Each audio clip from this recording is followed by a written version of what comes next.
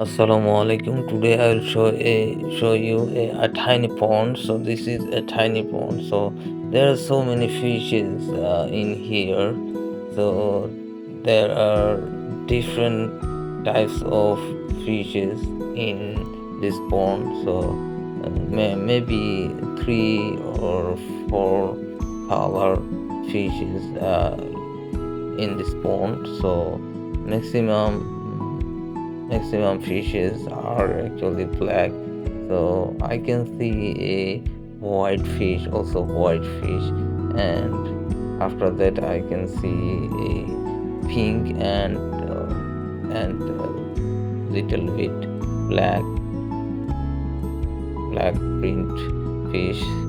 So maybe this is aquarium fish. So this